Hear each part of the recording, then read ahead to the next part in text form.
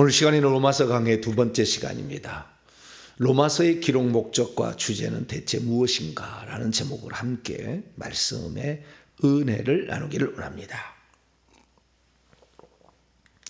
로마서 강의 참 오랜만이고요. 로마서 강의를 다시 시작하게 됐다니 감사를 드립니다. 우리는 성경 66권을 줬기 때문에 66권의 성경책을 다 봐야 합니다. 하나라도 빠뜨리면 안 됩니다. 그래서 제가 저에게 주시는 오늘날의 성령의 메시지는 예수님의 복음, 예수님의 그 복음 전파, 결국에 회개하라 천국에 가깝다는 이거예요. 그래서 그 방면으로 복음을 이렇게 증거하는데요. 그 증거하는데 로마서하고는 약간 차이가 납니다. 로마서는 복음의 기초적인 엘리멘터리 스쿨이에요, 쉽게 말해서. 근데 회개하고 천국 들어가는 문제는 대학원 수준이에요. 이게 좀 달라요. 그래서 이 얘기를 다시 시작한다는 것이 조금 제가 얘기할 때는 제가 말씀의 사역자로서 이 시대 가운데 보는 사역자로서 약간 차이가 좀 납니다만은 그래도 66권 성경을 다 강의를 해야 되니까 강의를 하는 것이고요. 우리가 그래서 제가 이 대학원 수준에서 다시 내려와서 이제 기초를 다시 이렇게 닦는 그 과정을 설명할 거예요. 그래서 기초가 안 되신 분들은 기초를 잘 다지면 좋을 것 같고, 또한 기초만 가지고 있어서는 안 되니까 군데군데마다 제가 부족한 점, 로마서의 부족한 점, 그러니까 아직 계시가 아직 덜 열린 시대잖아요. 아직 한참 지역 계시형을 나중에 달라고 하는데, 에베소 보면은 에베소서는 바울이 1차, 2차, 3차에 끝나고 로마에 가서 감옥에 갇혀 있을 때 쓴 거 아닙니까? 4개. 에베소서, 빌레몬서, 빌립보서, 골로새서. 이 4개를 AD 61년에서 62년에 썼어요. 근데 이 로마서는 AD 57년이에요. 그러니까 4년, 5년 전에 쓴 겁니다. 4년, 5년 전에 쓴 거예요. 그래서 로마서보다는 한층 더 계시의 진전이 있었어요. 계시의 진전이 있었기 때문에 이 바울이 계시의 진전이 더 세밀하게 깊이 들어가지 못할 때 쓴 거예요. 근데 이제 이게 가장 우리가 로마서를 통해 단점으로 지적한다면 이 로마서를 기독교의 복음의 전체로 인식한다는 거예요. 이게 아주 단점이 되어버렸어요. 특히 종교개혁자들이 그걸 붙들었어요. 그래가지고 이 칭의가 곧 구원이다 이렇게 생각을 한 거예요. 믿음으로 구원을 받는다라는 것인데, 믿음으로 의롭다함을 얻게 되면 이미 자신은 더럽고 냄새가 나도 구원을 받은 것으로 착각한 거예요. 그게 하나의 과정이었는데, 오늘 제가 설명합니다. 하나의 과정인데 그 과정의 일부분을 전체로 확대한 거죠. 그래서 그 부분에 대해서 내가 쭉 얘기를 해드릴 거예요. 그래서 로마서가 계시 가운데 어떤 게 부족했다. 여러분, 단 한 건에 제가 한마디로 딱 말하면 이게 계시에 부족했다는 거 얘기하면, 예수님이 복음을 전파할 때 마가복음 1장 15절에 회개하고 복음을 믿으라고 그랬어요. 복음을 믿는 게 있고 회개한 게 있어요. 두 가지가 있다 그 말이죠. 구원의 필수적인 요건은 회개와 믿음인 거예요. 그리고 그 복음을 전파할 때 주님은 반드시 하라는 것이 귀신을 쫓아내고 병든 자를 고치라고 그래요. 로마서는 단 한 번도 귀신이라는 말이 나오지 않아요. 단 한 번도 병든 자를 치유라는 말이 안 나와요. 근데 예수 그리스도께서는 그렇게 하지 않았잖아요. 그러니까 복음의 진전, 계시가 아직 진전이 안 돼요. 영적 싸움을 하는 말이 안 나와요. 로마서 아무리 읽어보세요. 그러나 에베소 가보세요. 영적 싸움을, 우리의 씨름은 혈과 육을 상대한 게 아니다. 영적 싸움을 악의 영들에게, 귀신들과 싸움이라고 분명히 얘기하잖아요. 그래서 많이 진전이 달라진 거예요. 그런데 이것을 가지고 전체적인 것으로 표현해서 기독교의 복음은 이거다, 기독교의 복음의 진수가 이것이 종교개혁자들의 결론이에요. 그래서 문제가 생긴 거예요. 그러니까 우리가 로마서를 읽게 될 때 로마서를 기독교 복음의 전체가 포함된 건 아니다, 이걸 인식할 필요가 있고, 이 복음은 그러나 신앙의 기초를 만들어 주기 때문에 우리가 이 로마서만 읽어도 충분히 구원을 받을 수 있습니다. 로마서만 알아도 구원을 받을 수가 있는데, 제가 로마서를 가지고 수십 년을 살았어요. 로마서, 갈라디아를 가지고. 왜냐하면 종교개혁자의 후손이었고, 저는 그 종교개혁자들에 속한 목사였잖아요. 거기에서 공부하고 거기에서 가르친 사람들의 후손으로서, 후배로서 목사가 되었기 때문에 당연히 중요하게 여겼죠. 그래서 이 성경을 공부하고 성경을 만약에 강의를 한다면 제일 처음 해야 될 게 로마서다 생각해서 제가 개척하자마자 했던 게 로마서였기 때문에, 그래서 저는 무엇보다도 로마서를 사랑했고 로마서의 강의를 많이 했어요. 그리고 그 안에 아주 푹 빠지게 했죠. 그래서 나중에 들어보세요. 로마서 얼마나 깊이 들어가 볼까. 좀 이따 들어보시면 알게 될 거예요. 그 정도로 로마서를 제가 공부를 많이 한 거죠. 공부를 많이 했는데, 이제 와서 이제 제가 제 사명을 정확히 깨닫고 주님으로부터 정확하게 네가 어떻게 해라 다 알고 이제 살아갈 때에 될 때에 이것은 기초였다라는 사실을 이제 알게 된 거죠. 그래서 이 기초에 관하여 우리가 처음 듣는 사람도 들어야 되고, 혹시 이 기초가 없는 사람들이 이 기초가 있어야 돼요. 있어야 된다고요. 그래서 우리가 이 로마서 읽어보면은 어쩌면은 이 로마서에 흐르는 것이 믿음이라는 것을 아주 중요한 테마 주제로 가지고 있어요. 그리고 이 믿음이라는 걸 통해서 그 다음에 믿음의 구원의 시작은 되지만 구원의 완성을 위한 성화의 과정에 이렇게 가게 되면 당연히 성령이 등장할 수밖에 없다고요. 그래서 로마서의 꽃은 로마서 8장이에요. 성령의 인도함을 받는 자로 가는 거예요. 그래서 성령의 인도를 받지 못한다고 한다면 그게 구원을 그 하늘나라의 상속자가 되기 어렵다. 그렇게 얘기를 해요. 그러나 우리 속에 귀신들이, 뱀들이 가득 차서 이것을 꺼내지 않은 한, 이것을 회개해서 꺼내지 않은 한 우리는 자꾸 실패할 수밖에, 저주까지 살 수 있다는 건 한마디도 언급을 안 합니다. 로마서는. 그래서 이 영지주의자 계열들은 로마서를 매우 좋아해요. 머리로만 깨달아서 이렇게 살기를 원하는 사람들, 그런 사람들은 매우 로마서를 좋아해요. 그러나 회개라는 것은 머리로만 깨달아서 될 게 아니거든. 이건 엄청난 힘과 에너지와 자기의 희생이 들어가야 돼. 회개가 그냥 되는 게 아니거든요. 그래서 이 로마서라는 것은 한계도 있다는 것을 알게 되고요. 그래서 로마서 한계에 대해서는 제가 내일 좀 다시, 내일이나 또 다음에 시간에 제가 좀 얘기를 하겠고요. 그래서 로마서가 우리에게 주어진 것은 신앙의 기초를 갖는 데는 매우 중요하지만 회개라는 것이 빠졌다, 영적 싸움이라는 것이 빠졌다라는 것을 먼저 생각하시면서 드려야 된다 말씀을 드립니다. 자, 그러면 어제 제가 로마서는 바울이 썼는데 바울이 개척하지도 않은 교회인데 왜 썼나? 그 문제에 대해서 이제 언급을 해드렸습니다. 바울은 13권의 성경책을 썼죠. 그 중에서 한 권 히브리서까지 합치면 14권이 될 수 있어요. 저는 14권으로 봅니다. 거의 확실시 된다고 저는 봐요.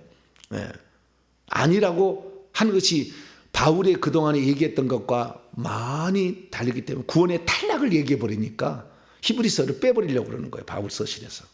그래서 공동서신 첫 번째 책으로 넣어버려요. 분류가. 로마서부터 시작해서 13권 끝났어. 빌레몬서, 그 다음에 히브리서 갈 때 히브리서를 로마서 그 바울 서신으로 안 보는 거예요. 그래서 공동서신으로 작자 미상으로 해버려요.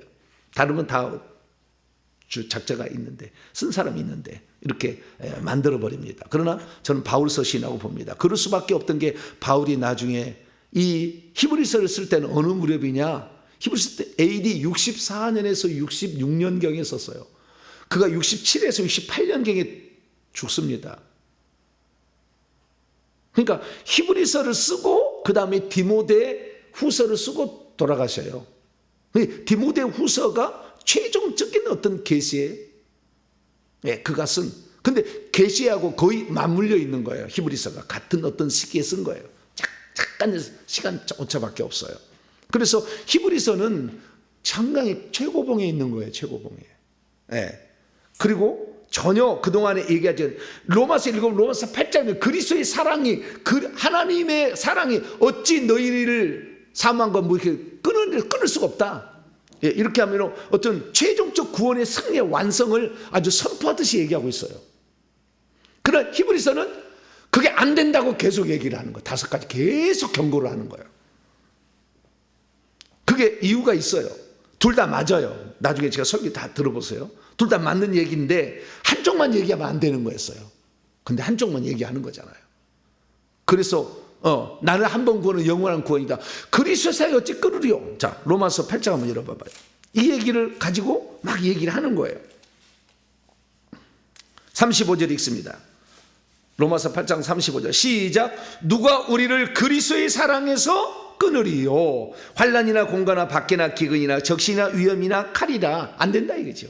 네. 또 하나 39절 38절 39절 시작. 내가 확신하노니 사망이나 생명이나 천사들이나 권세자들이나 현재일이나 장래이나 능력이나 높음이나 깊음이나 다른 어떤 피조물이라도 우리를 우리 주 그리스도 예수 안에 있는 하나님의 사랑에서 끊을 수 없으리라. 그러니까요, 하나님이 너희를 사랑해서 구원했다는데 하나님이 나를 사랑해서 구원했는데 나를 탈락시킬 수는 없다 보는 거죠. 근데 하나님의 사랑만 얘기하면 안 돼요. 하나님의 공의도 얘기해야 되는데 공의는 치워버려요. 이런 식이에요. 그냥 초신자형이죠. 처음부터 도는 사람에게 당신은 구원받기 어려워 막 이렇게 해버리면 누가 믿겠어요?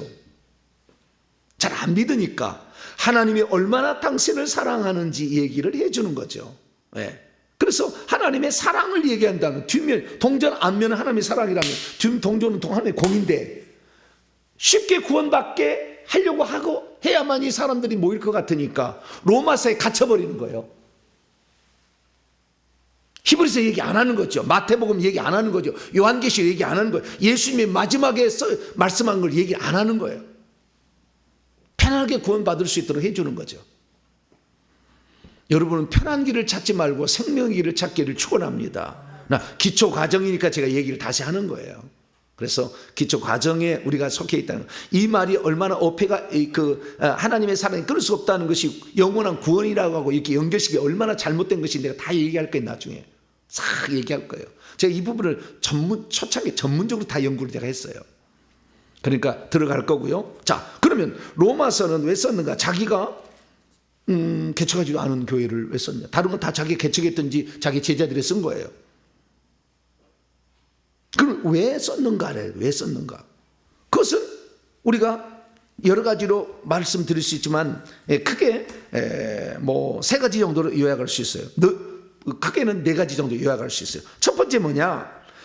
로마 교회는 사도가 개척한 교회가 아니에요. 평신도들이 모여서 예수 믿는 사람들이 평신도들이 모여가지고 자생적으로 생겨난 교회예요. 그렇기 때문에 사도들에게 직접적으로 가르침을 받지 않았어요. 예루살렘 교회는 사도의 직접적인 가르침을 받잖아요. 근데 사도가 어떤 지도자, 하늘에서 보낸 하나님의 세우신 종들의 지도를 받지 않은 거예요. 그렇기 때문에 그들이 갖고 있는 복음이 온전치 않음을 알게 된 거예요. 어떻게 아느냐? 어제 제가 얘기했습니다. 브리스길라 아굴라 부부로부터 AD 52년에 로마 제4대 황제에 의해서 글라우디오 황제 때 예루살렘 추방령을 따라서 고린도의 텐트에 공장을 가지고 있는 브리스 아울라가 와가지고 거기서 바울을 만나게 되잖아요. 그래서 바울에게 이제 자기가 선교를 지원하게 되는데 그때부터 들었던 거죠. 왜냐하면은 브리스길라 아굴라는 원래 로마 교회의 교인이었어요. 그렇기 때문에 로마 교회 소식을 모두 다 알았고 로마 교회가 가지고 있는 그 복음이 문제가 있다라는 것을 알고 있었던 거죠. 계속 들어서. 그래서 자꾸 거기에 가서 제대로 복음을 가르쳐줘야 되겠다라는 부담이 있었어요.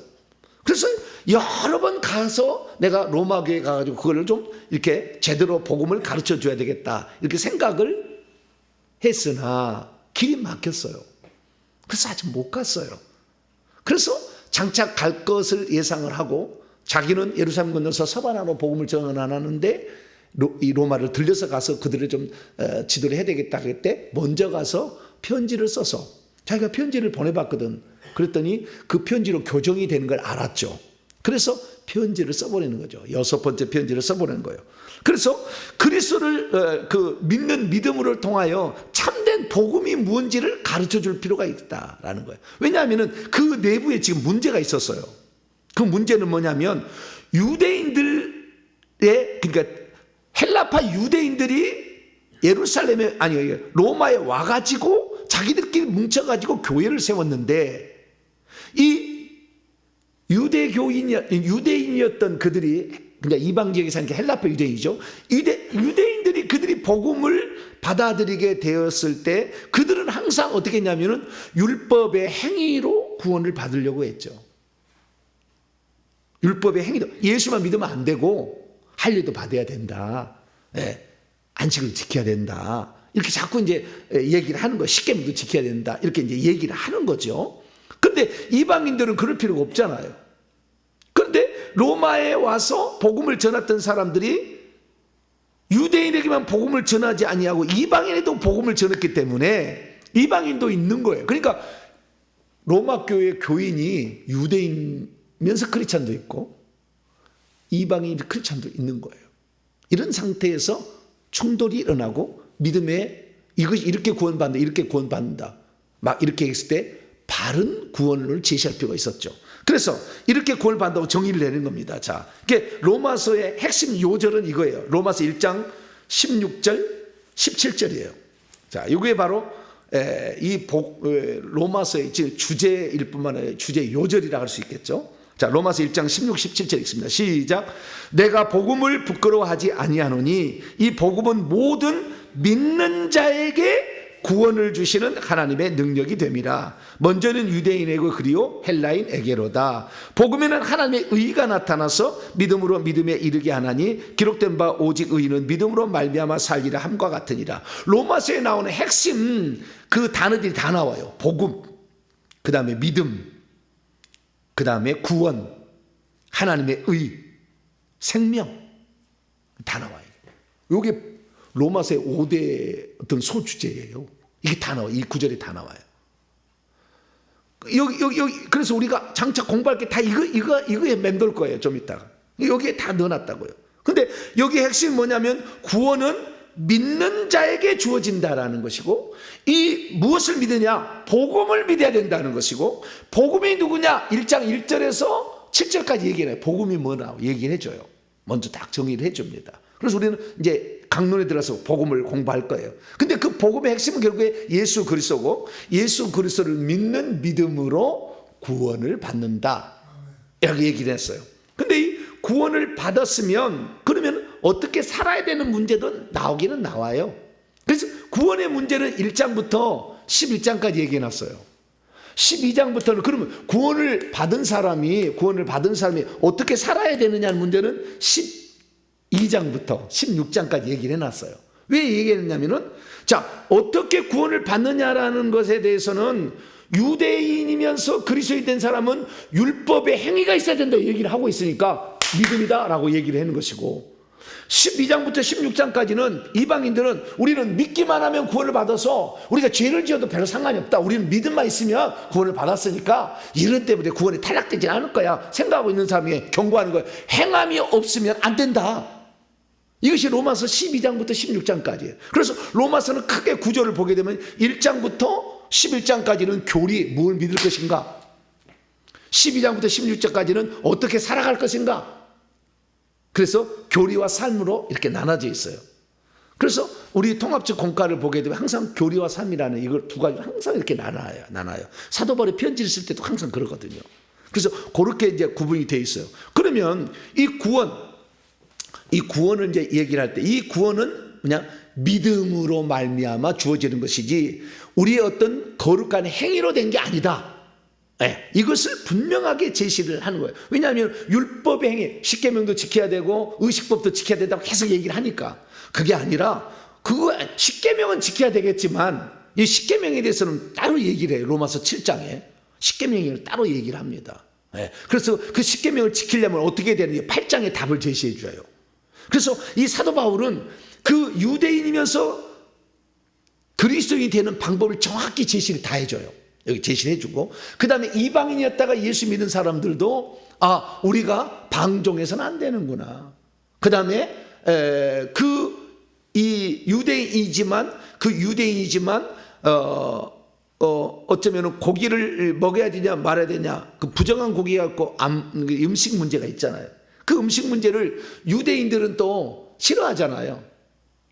왜냐하면은 돼지고기 안 먹잖아. 그들은 레위기 11장을 지켜가지고. 그런데 그 문제도 어떻게 풀어야 될 거예요. 그래서 유대인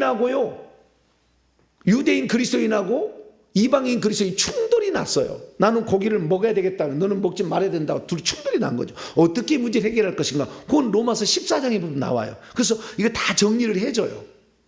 그래서 믿음이 강한 자가 믿음이 연약한 자를 품어줘야 된다, 얘기까지 다 해서 이렇게 풀어나갑니다. 그래서 이 로마서의 기록 목적은 복음에 대해서 제대로 파악하지 못하고 있는 그들에게 그리스도를 믿음으로 참된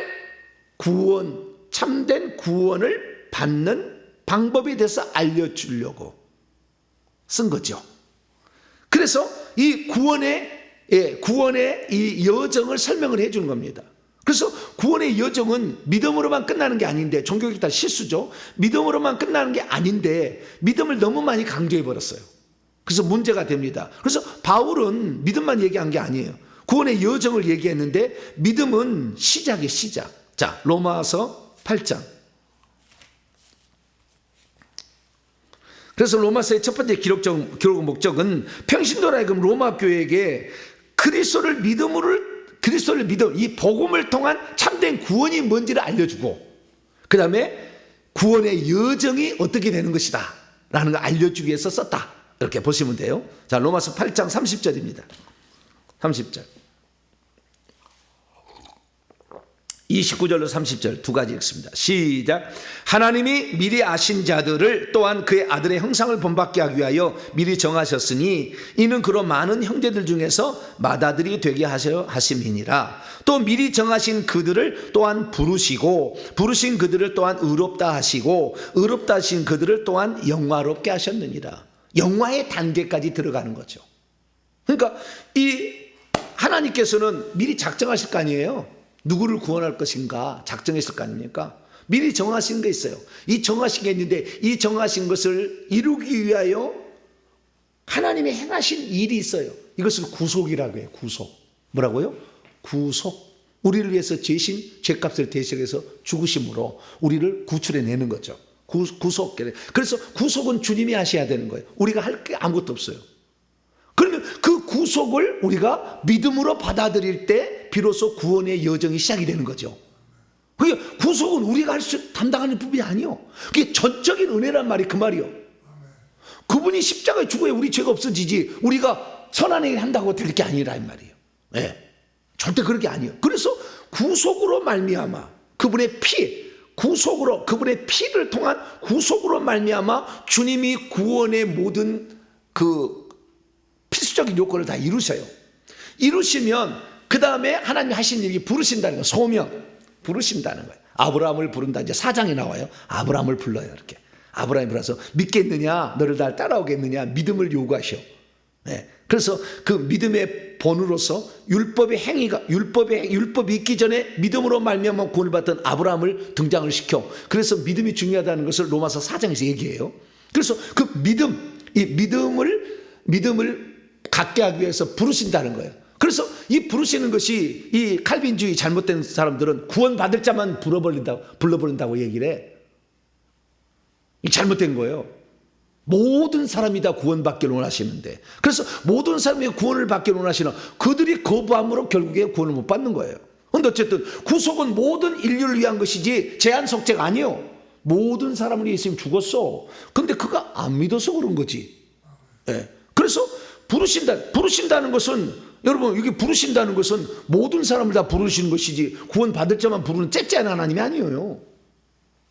부르시는데 본인이 응답을 안 해서 문제가 된 거죠. 그래서 이 소명하는 사람에게 그것을 부르실 때, 그걸 복음을 전해줄 때 그렇게 그걸 믿을 거냐 말 거냐. 믿으면 그때부터 의롭다함을 칭해줘. 이걸 칭의. 그래서 모든 사람이 이 구원의 필요성을 알게 하기 위해서 바울은 로마서를 쓸 때 아주 조직 신학적으로 쓰게 되는데, 맨 처음에는 하나님의 구원의 필요성을 써요. 모든 사람이 죄 아래 가둬져 있다. 유대인든 헬라인든 다 죄를 범해 있다. 이게 1장 18절부터 얘기해요. 1장 18절 쭉 얘기를 해놔요. 요 얘기를 해가지고 3장 20절까지 죄 아래 놓여 있는 인간, 구원의 필요성. 그래서 하나님이 심판 아래 놓여 있다. 그 요절은 로마서 3장 9절입니다.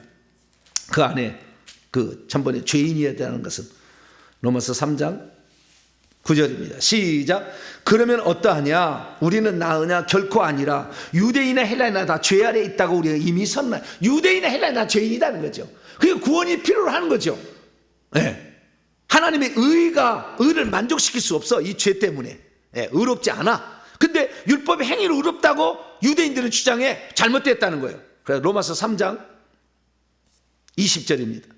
20절 시작. 그러므로 율법의 행위로 그의 앞에 의롭다함을 얻을 육체가 없나니 율법은 죄를 깨닫는 것이다. 율법의 행위로 구원을 받는 게, 하나님의 의로 율법을 지켜서 하나님의 의에 도달할 자는 없다. 하나님의 영광에 이룰 수 없다.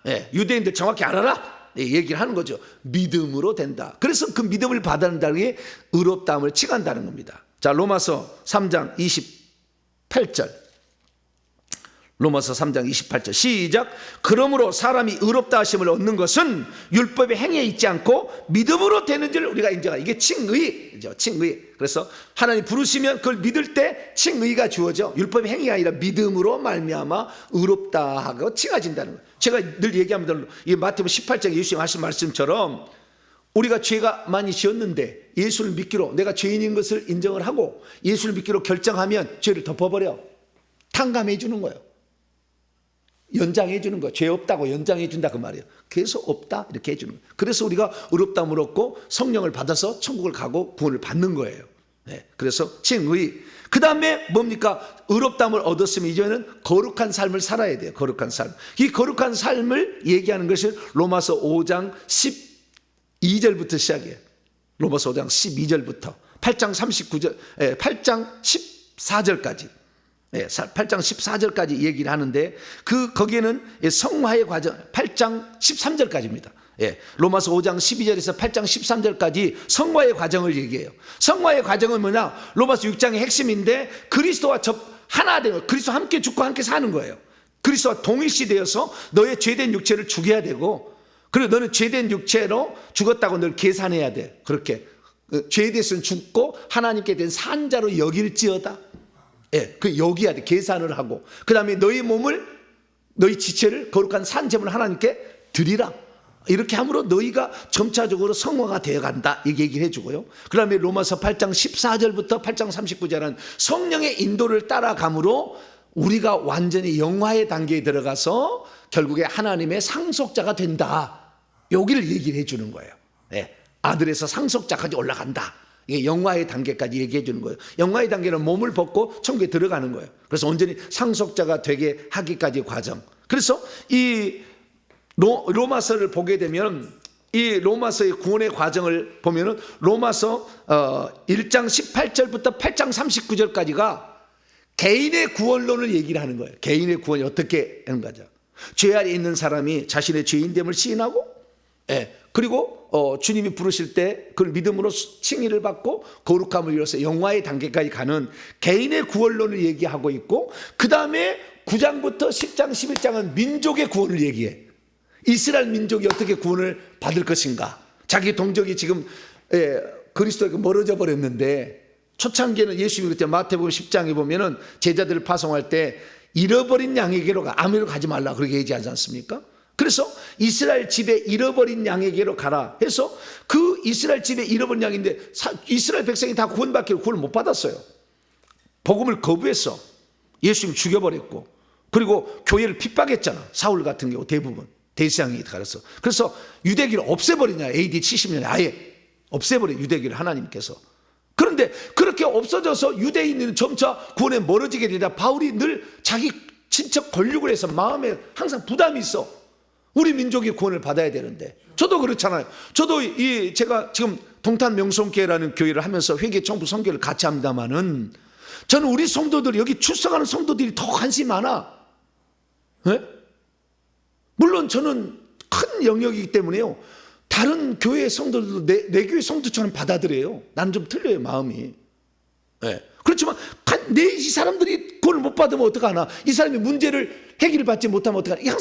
항상 올 때마다 성도를 볼 때마다 항상 생각이 나. 예. 오, 내가 여기를 더 해야 돼. 그런데 마찬가지로 바울도 내 권력 친척을 위하여 내가 마음에 항상 부담이 있다. 이게 9장, 10장, 11장이에요. 이들이 그럼 어떻게 구원을 받을 것인가? 이방인의 11장 25절에 나와. 이방인의 충만한 숫자가 채워진 다음에 이스라엘이 시기하면 그때 다시 들어와서 마지막 남은 자가 하나님이 택하시면 남은 자가 있다는 거예요. 그래서 마지막 시대 두 증인의 사역을 통해서 결국에 구원받을 자가 생겨서 이스라엘 민족하고 그 다음에 이방인하고 구원받을 숫자가 똑같다고 그래요.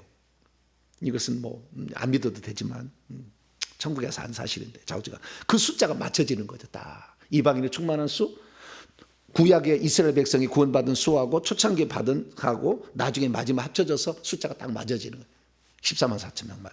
그 비유적 표현이 14만 4천 명은 딱 맞춰진다 이거예요. 이렇게 되는 구원 과정. 그래서 개인적 구원 과정은 1장, 쉽게 말해 1장부터 8장까지라 한다면 민족적인 구원 과정은 9장부터 11장까지 나와요. 그런데 칼빈의 제자인 베자가 실수를 했어. 민족적인 구원의 과정에 에서와 야곱의 문제를 개인의 구원으로 잘못 착각해버렸어요. 그래가지고 개인 구원 예정론이 나오는데 단 한 번도 성경 개인 구원 예정론이 없어요. 민족적인 구원에 대해서 순서를 매기해 첫째는 유대인에게요. 그 다음에는 둘째는 헬라인에게로도 구원의 순서를 얘기한다고.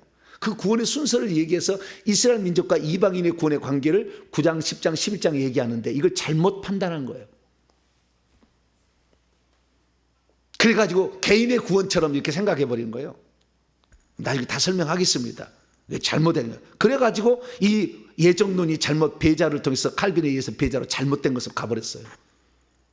그래서 지금도 자기가 구원받았으면 만세전에 자기를 개인을 예정하면서 착각을 해. 근데 더 나쁜 것은 자기는 항상 구원받을 것을 예정했는데 어떤 사람도 자기를 멸망으로 예정됐다고 자기를 생각한 사람이 없더라고. 로마서 9장에 보면 하나님의 그 구원에 대한 주권 섭리를 토기장의 비유로 얘기를 하고 있어요. 그건 민족적인 구원에 관한 얘기에 나오는 부분인데 그것을 개인 구원으로 끌어다가 잘못 써버렸어. 이것이 칼빈의 실수고 배자의 실수예요. 장육의 실수입니다. 그것이 쭉 과정이 또 나와. 그래서 어쨌든 이 구원의 과정이 개인의 구원 과정은 1장부터 8장이라고 한다면 9장, 10장, 11장은 민족적인 구원의 그 섭리를 하나님의 주권과 섭리를 그 얘기를 해주고 있어요. 그래서 우리는 그 공부를 이제 해 나가게 될 거예요. 그래서 이 구원의 여정, 개인적 구원의 여정과 민족적인 구원의 여정 중에서도 개인적인 구원의 여정이 어떤 과정인지를 정확히 설명해 주려고. 그리고 지금 유대인 그리스도인도 있고 이방인 그리스도인도 있는 게 로마 교회잖아. 그래서 이것이 어떻게 구원을 이 두 민족 가운데 구원이 완성될 것인지를 얘기하려고 로마서를 쓴 거예요. 할렐루야. 그래서 이 로마서를 공부하게 되면 하나님의 예정이 무엇인지, 섭리가 무엇인지, 주권이 어떻게 역사하고 있는 건지, 개인이 어떤 구원을 받을 수 있는 것을 알 수가 있어요.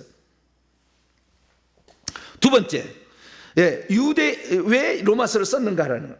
그것은 유대인과 이방인에게 있어서 지금 잘못된 구원론으로 가고 있고 자기들의 고집을 피우고 있기 때문에 둘을 잘못된 구원론에서 건져내서 교정을 해주고 둘을 화해시키려고 그런 거예요. 아까하고 비슷한 내용입니다. 약간 달라요. 그래서 이 유대인들은 율법의 행위로서 율법을 우리가 지켜야 구원을 받는다고 자꾸 얘기를 하는 그들에게 아니다. 그리스도를 믿음으로 칭의가 시작돼서 된다. 성령으로 인도를 가는 거다. 얘기를 해주는 것이고, 이방인들은 우리는 율법의 안식일을 안 지켜도 음식 안 가려도 된다고. 근데 유대인들이 자꾸 하라니까 둘이 막 충돌돼. 그럴 때 바울이 말하기를, 너희들이 비록 음식법이나 절기법이나 이런 할례법이나 이런 의식법들을 지키지 않아도 되겠지만, 그것은 바울이 뭐라고 권면하냐면 마음에 확정하라고 그래. 로마 10장에 나와, 14장에.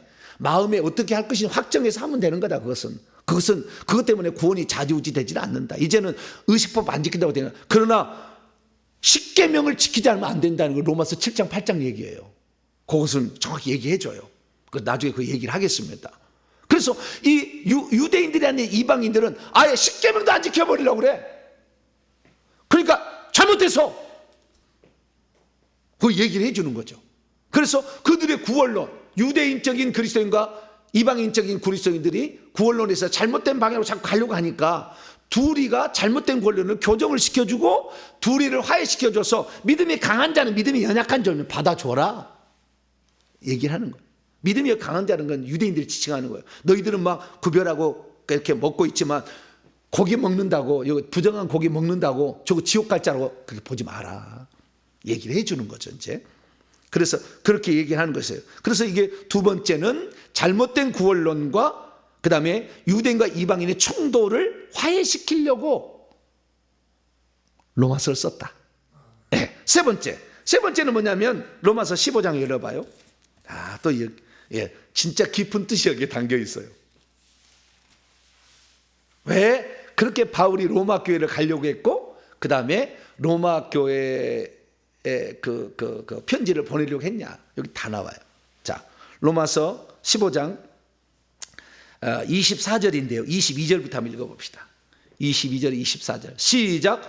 그러므로 내가 너희에게 가려 하던 것이 여러 번 막혔더니 이제는 이 지방에 일할 것도 없고 또 여러 해 전부터 언제든지 서바나로, 이 지방은 고린도예요. 일할 것도 없고 또 여러 해 전부터 언제든지 서바나로 갈 때 너희에게 가기를 바라고 있었으나 이런 지나가는 길에 너희를 보고 먼저 너희와 교제 코이노니아를 통해서 얼마간 기쁨을 가진 후에 그리고 그리로 보내주기, 그리는 서바나요, 스페인으로 복음 전파하는데 보내주기를 바라노라. 이게 무슨 말입니까? 로마 교회가 바울의 선교의 교두보가 되어주기를 원한 거예요. 고린도가 처음에는 안디옥에서 시작했잖아요, 바울이. 근데 안디옥이 잘렸어, 바나바와 싸운 다음에. 그 다음에 빌립보에서 잘렸어. 그 다음에 고린도였어요. 고린도에서도 문제가 생겨서 자꾸 편지 보내고 몇 번 했잖아요. 그 다음 에베소에서. 그래 에베소에서 했는데 이 에베소는 에게를 건너서 이게 이탈리아에부터 완전히 떨어진 곳이잖아요. 많이 떨어. 그래서 이 로마, 전체 로마의 최고의 중심이 이탈리아 로마가, 이 로마가 수도고 여기에서 복음을 전가해야 된다 알았어. 왜? 아시아의 수도인 에베소에서 복음을 하니까 아시아 주변을 다 복음을 전도할 수 있다는 걸 알았거든요. 그래서 로마 전체를 복음을 전하려면 로마 교회가 중심이 되어야만이 로마 전체 엄청난 이 지역을 스페인부터 아시아까지 싹, 북쪽에 뭐 본도, 일루리곤까지 싹 이렇게 아가에 다 해야 되잖아. 이거 하려면은 로마가 중심에 있다는 걸 알았죠. 근데 그 로마의 중심에 누가 있어요? 브리스길라 아굴라가 있는데 그게 헌신적이잖아, 바울에게. 고린도도 만나가지고 거기에 지금 로마 교회가 어디 있어요? 브리스길라 아굴라 집이 로마 교회예요, 지금 상황이. 그러니까 부탁을 하는 거죠. 이제 그 바울의 선교의 교두보의 역할을 작게는 빌립보, 조금 크게는 고린도, 더 크게는 에베소에서 했어. 3년 동안 있으면서. 근데 이제는 이것을 떠나서 로마 교회가 교두보가 된다면 저 서쪽에 스페인까지, 포르투갈, 스페인, 그 다음에 영국까지 다 이렇게 복음을 전할 수가 있잖아요. 전할 수 있기 때문에 교두보 역할을 로마 교회가 해주기를 바랬어요. 근데 로마 교회가 만약에 브리스길라 아굴라가 없었다고 한다면 이 얘기를 꺼내지 않았을 거예요. 저는 그렇습니다. 네. 복음에 전적으로 헌신하는 그 사람이 있기 때문에 협력해달라 부탁을 한 거죠. 그러기 위해서 로마서를 쓴 거예요. 그래서 결국에 이 바울이 로마 교회를 가서 결국에 로마 교회를 가게 되는데 예루살렘에 갔다가 거기서 붙들려서 죽을 뻔해가지고 그 가이사에게 항소하는 바람에 죄수로서 로마에 가게 돼, 감옥에 갇혀버려요. 그래서 감옥에 갇힐 때 로마교회 성도들이 와서 이제 보게 되죠. 로마교회 성도들이 와서 보게 되는데 그 갇혀 있는 순간에는 조금 자유로웠다고 그래요. 밖에 외출이 좀 됐다고 그래요. 왜냐하면 아직 정죄가 되지 않았기 때문에. 그러다가 2, 3년 감옥에 갇혀 있으면서 에베소서, 빌레몬서, 빌립보서, 골로새 편지를 써보내요. 그리고 잠시 석방을 해줘요. 그 석방을 해줄 때 서바나로 가서 복음을 전합니다. 스페인. 그 스페인에 바울이 왔다가는 유적지가 다 있어요. 거기 왔다 갔어. 그래서 다 갔다가 그래서 다시 돌아오는 중에 로마 교회에 문제가 생겼다는 얘기를 들어요. 로마 교회가 어떤 문제가 생기느냐. 바울이 AD 61년에서 63년까지 감옥에 갇혀 있다가 서바나 전도를 64년부터 가요. 전도를 갔다가 오는 중에 얘기를 들어요. 로마 교회, 이탈리아부터 온 사람들이 와서 얘기를 해줘. 바울한테 뭐라고 얘기하냐면 지금 로마 교회가 문제가 생겼다는. 무슨 문제가 생겼느냐. AD 64년에 그러니까 54년에 그 로마의 글라우디아라는 4대 황제가 죽고 5대 황제 네로로 바뀌어. 네로가 기독교인을 나중에 핍박하게 되는데 처음부터 그러진 않았지만 네로가 되었는데 그 네로가 로마시를 새롭게 하려고 불을 질러버리는데 자기가 한 줄을 알면 큰일 날까 봐 기독교인들이 그랬다고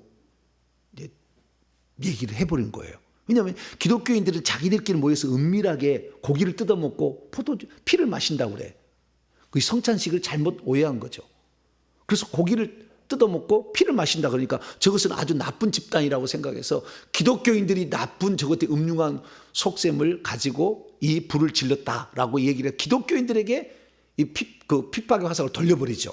그래서 기독교인들이 그때부터 학살을 당하기 시작해요. 재산을 빼앗기고 감옥에 갇히게 되고 사자밥이 되고 막 이렇게 되는 일이 64년부터 펼쳐지는 거예요. 그래서 64년, 65년, 66년경에 썼을 것으로 히브리서는 봅니다. 그래서 이 히브리서에는 그 예수 믿는 사람들이 히브리서 10장을 읽어보게 되면 감옥에 갇히고 재산을 몰수당하고 고난을 겪고 있는 사다는 것을 얘기를 들어요. 그러면 그때 뭐냐냐, 그리스도인들만 핍박하고 유대인들은 핍박을 안 해. 글라우디아하고 또 틀려. 네로는. 그래서 그리스도인들이 아니고 나는 유대인이다 그러면은 핍박을 안 받는 거예요. 그러니까 유대교에서 뭐라고 그래요? 유대교에서 너희들 기독교인 하지 말고 다시 유대교로 돌아오라 유혹을 해 자꾸.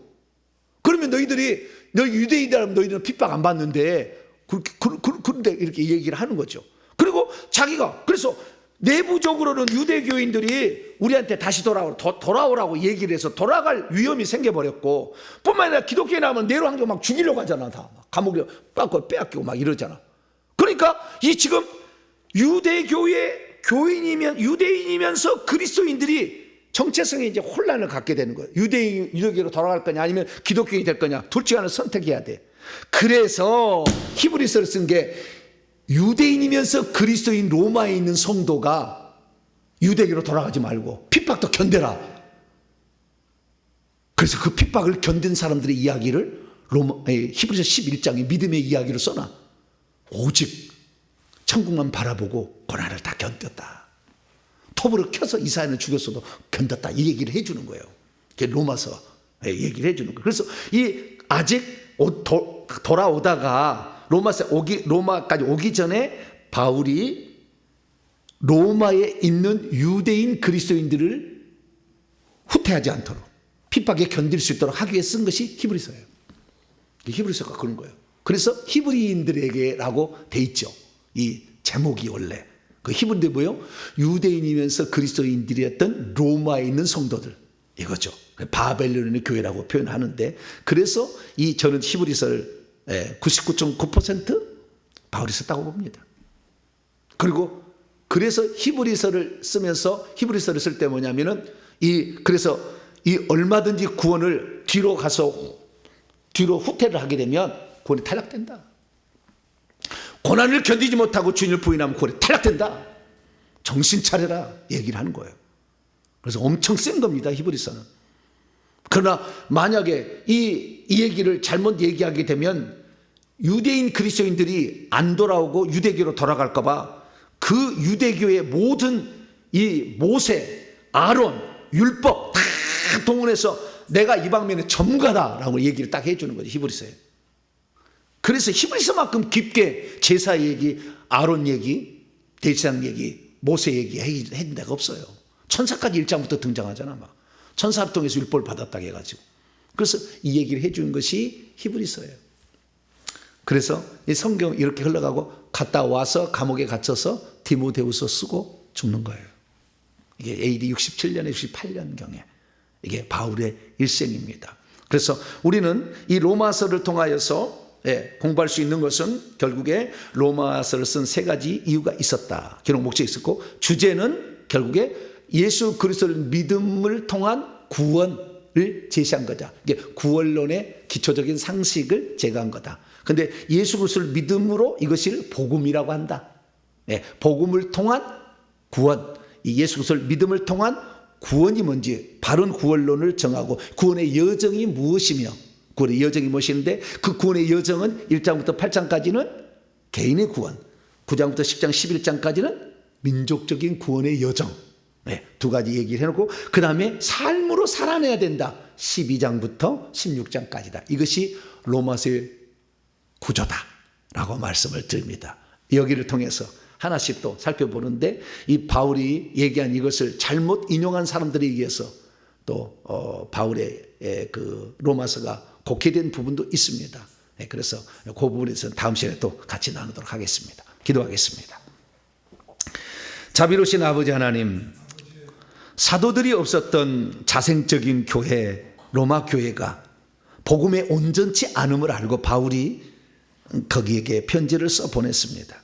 그리고 장차 온 세계를 땅까지 복음을 증언하는 주의 말씀에 순종하고자 스페인까지 복음을 증언하려면 교두보로서 로마 교회가 필요했기에 편지를 써보냈습니다. 사도 바울은 정말 사람이 구원받고 하나님의 상속자가 되는 일에 가장 신경을 썼고, 뿐만 아니라 이 일을 위해서 모든 교회는 선교에, 복음 전파에 모든 일을 다해야 한다는 것을 말해주고 있습니다. 주여, 나는 지금 무엇 때문에 돈을 벌고 있고, 나는 지금 무엇 때문에 지금 이 세상을 살아가고 있는 건지, 나의 구원의 여정은 지금 어디까지 왔는지 잘 점검하여서 로마서를 통해서 주신 은혜를 내 것으로 취하는 저희들 되게 해 주시옵소서. 우리 주 예수 그리스도의 이름으로 기도하옵나이다.